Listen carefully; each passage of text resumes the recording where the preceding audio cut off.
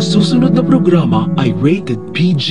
Ito ay nangangailangan ng patnubay at gabay ng magulang para sa mga batang manonood. Tagumpay na naman ang plano ni Farah sapagkat pumayag na si Darius at Lucy sa mga kahilingan niya na tumira sa bahay nila alang-alang sa kapakanan ng dinadala nito. Abot langit ang saya ni Farah dahil ang bata na nasa sinapupunan niya ang magiging bala niya para maagaw ang pamilya ni Lucy, ang asawa nitong si Darius at anak na si Cheska. Hindi lubos maisip ni Lucy na kung saan nakabalik na siya sa katawan niya, may bago na namang problema dahil dinadala ni Farah ang anak nilang dalawa ni Darius. Alam ni Farah na hindi siya mabubuntis dahil may problema ang matris niya. Kaya alam niya na si Lucy talaga at Darius ang tunay na mga magulang ng dinadala niya. Walang kamalay-malay si Lucy at Darius na narinig ni Farah ang usapan nila na kukunin nila ang bata sa oras na manganak na si Farah dahil bibigyan siya ng pera ni Darius.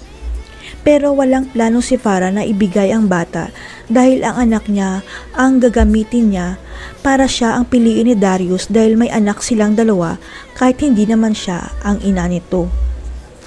Kaya kailangan kumilos na si Farah para tuluyang masira ang pamilya ni Darius at si Lucy na mismo ang aalis sa bahay nila kaya inakit nga si Darius para awayin siya ni Lucy. Pero hindi magtatagumpay si Farah sa plano niya sapagkat bistado na ni Darius at Lucy ang galawan niya hanggang sa dumating ang araw na manganganak na si Farah. Magugulat na lang si Farah na wala na ang baby sa tabi niya sapagkat kinuha na pala ni Darius at Lucy ang bata kaya ipaglalaban ni Farah para mabawi ang anak niya sa kanila. Pero hindi na mababawi pa ni Farah ang baby niya sapagkat may DNA test result na ipapakita si Lucy at 99% match sila ng anak ni Farah dahil siya talaga ang tunay na ina. Ito na kaya ang pinakamatinding parusa kay Farah ang makuha ang anak niya ni Lucy. Mamamatay kaya si Farah dahil magkakaroon ng komplikasyon sa panganganak niya? Abangan.